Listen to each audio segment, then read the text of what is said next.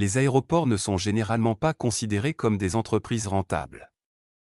La plupart appartiennent au gouvernement pour fournir des services de transport essentiels, mais certains des plus grands aéroports du monde sont essentiellement de minuscules entreprises en soi. Cette vidéo vous montrera comment certains de ces grands aéroports parviennent à déplacer des dizaines de millions de passagers chaque année et à réaliser un profit en même temps.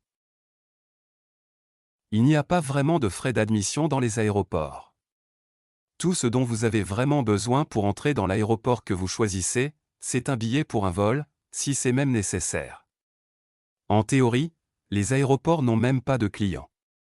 Vous vous rendez à l'aéroport pour prendre un vol que vous avez payé auprès d'une autre compagnie, vous n'allez pas là-bas pour profiter de leur service. En théorie, toute personne utilisant un aéroport peut embarquer sur n'importe quel vol sans avoir à payer d'argent à l'aéroport. Pour cette raison, gagner de l'argent est fondamentalement difficile. Les gens sont habitués à ce que le service soit gratuit car il est généralement fourni sans frais. Mais les aéroports ont besoin d'argent, comme tout autre service. Ils doivent couvrir les coûts d'entretien, les salaires des employés et tout autre service qui pourrait être offert. Mais comment font-ils cet argent? Vous êtes peut-être curieux. Leur principal moyen de le faire est le revenu aéronautique. Essentiellement, il s'agit de la somme d'argent que les compagnies aériennes donnent à un aéroport pour l'utilisation de leurs aéronefs. Les aéroports reçoivent des paiements importants des compagnies aériennes pour une variété de services. D'abord et avant tout, ils ont besoin d'un endroit pour garer leurs jets, ce qui les oblige à louer un point de parking à l'aéroport. En outre, ils doivent payer l'aéroport pour les vols. Par exemple, une compagnie aérienne qui voudrait voyager vers l'un des aéroports les plus fréquentés au monde, en outre, l'aéroport de Londres, Heathrow, LHR, devrait payer pour les heures de départ, mais aussi les heures d'arrivée. Mais, comment les compagnies aériennes peuvent-elles couvrir tous ces coûts pour les aéroports? Simplement en ajoutant le coût au prix des billets et le répartissant entre tous leurs clients. C'est pourquoi, en théorie, vous payez à la fois l'aéroport et la compagnie aérienne lorsque vous utilisez un aéroport pour monter à bord d'un vol. Attention, seul l'argent que les aéroports reçoivent directement des voyageurs et des compagnies aériennes pour utiliser leurs installations est appelé revenu aéronautique. La Federal Aviation Administration affirme que près de la moitié des recettes aéroportuaires aux États-Unis proviennent des recettes aéronautiques. Que advient-il des revenus restants? Il s'agit des revenus non aéronautiques des aéroports. Le stationnement est la principale source de revenus non aéronautiques. Et non, nous ne parlons pas du stationnement des avions, mais plutôt du stationnement des voitures. Les aéroports peuvent imposer des frais d'entrée en utilisant un parking. Bien sûr, pas besoin de payer le stationnement si vous venez en bus, en train ou autre moyen de transport public. Cependant, la plupart des gens ne semblent même pas avoir de problème pour payer les frais de stationnement.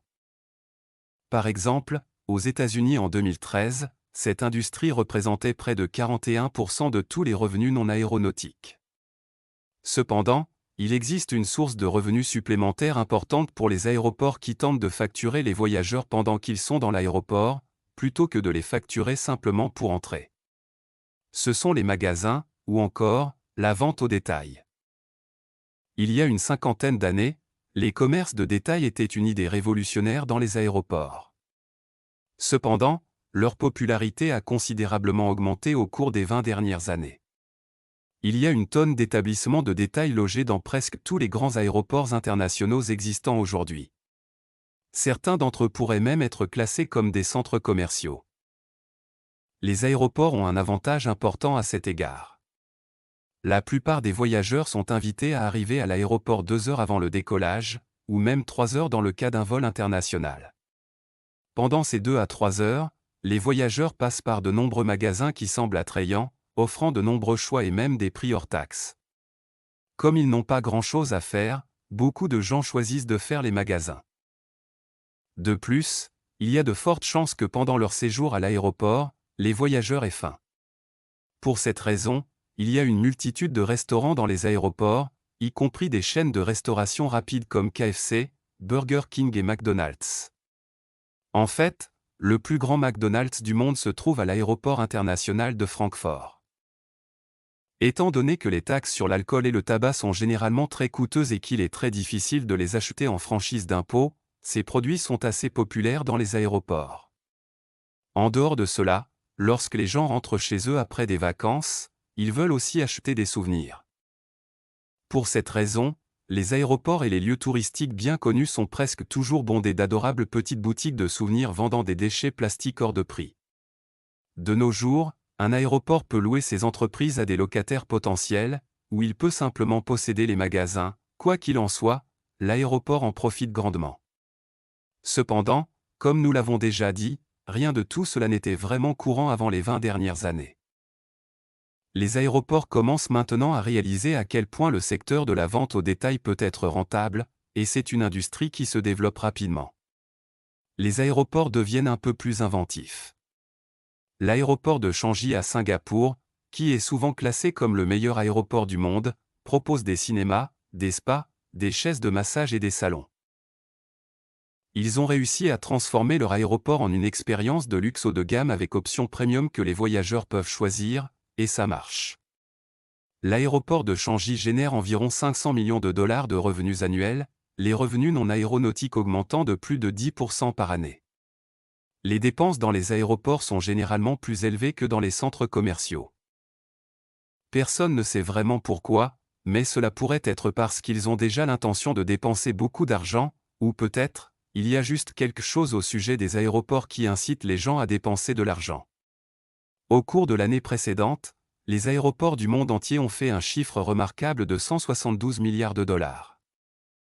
L'aéroport le plus fréquenté au monde pour les voyages internationaux, Dubaï, a généré environ 2,1 milliards de dollars de revenus l'année dernière, et avec 3,6 milliards de dollars arrivant l'année dernière, l'aéroport de Londres, Heathrow, est l'aéroport avec le plus gros chiffre d'affaires. En fait, l'aéroport de Londres Heathrow est un aéroport tout à fait unique. Puisque l'aéroport est une entreprise entièrement commerciale plutôt que détenue par le gouvernement, son objectif principal est de faire de l'argent, ainsi que d'aider les passagers. Pour cette raison, il génère plus de revenus et fait plus de profits, même s'il transporte moins de passagers que Dubaï International. Cela soulève une question cruciale à laquelle il faut répondre. Les aéroports sont-ils même intéressés à faire de l'argent? En fait, cela dépend de l'aéroport. Je vous explique. Puisqu'Heathrow est une entreprise privée, le revenu et le profit sont ses principales préoccupations. À l'inverse, Dubaï International est détenu à 100% par le gouvernement de Dubaï. L'objectif de cet aéroport est d'élever Dubaï à une grande ville mondiale plutôt que de générer des revenus pour lui-même. L'objectif du gouvernement est que Dubaï devienne le meilleur centre de transport, pas juste un autre hub. En conséquence, Dubaï se renforce en tant que métropole et attire plus de touristes, d'investisseurs et d'entreprises. Il joue aussi essentiellement le rôle de plaque tournante mondiale du transport aérien. Ce qui nous amène à une troisième forme de revenu que les aéroports produisent mais dont personne ne semble parler. Le revenu financier. Bien que les aéroports ne reçoivent pas directement ces revenus, ils en tirent néanmoins un profit considérable. Un aéroport peut transformer une ville en une plaque tournante majeure pour le commerce, les affaires, le tourisme et l'investissement à l'échelle régionale ou mondiale. Tous ces éléments ont le potentiel d'accroître considérablement la prospérité régionale, comme le démontrent les aéroports internationaux d'Istanbul, de Doha et de Dubaï. Les gouvernements poursuivent généralement ces développements aéroportuaires massifs parce que les entreprises privées ont très peu de probabilité à atteindre de tels objectifs. En outre, les gouvernements qui contrôlent les 3 aéroports mentionnés possèdent également d'importantes compagnies aériennes, dont Turkish Airlines, Emirates et Qatar Airways. Ces compagnies aériennes contrôlent complètement le marché des voyages internationaux, et non seulement elles apportent d'importantes sommes d'argent à leur pays et à leur ville d'origine, mais elles collaborent également étroitement avec les aéroports qui servent de plaque tournante. Alors, comment cela peut-il aider les aéroports à gagner de l'argent? Eh bien, comme le gouvernement est habituellement responsable de la poursuite de telles entreprises économiques, il est également généralement responsable du financement de l'entretien de ces aéroports. Cela sous-entend que la seule chose qui compte, c'est que ces aéroports ont l'impact économique voulu, et ceci, peu importe s'ils sont rentables. Ils tirent également des revenus de sources conventionnelles non aéronautiques et aéronautiques. Cependant, comme ils peuvent prendre des raccourcis, ils sont beaucoup plus concurrentiels en tant qu'aéroport. C'est ainsi que les aéroports génèrent des revenus. Quel aéroport préférez-vous visiter? Faites-le nous savoir dans la section des commentaires ci-dessous. Comme toujours, n'oubliez pas d'aimer cette vidéo et de vous abonner à notre chaîne pour en savoir plus. Je vous verrai dans la prochaine vidéo.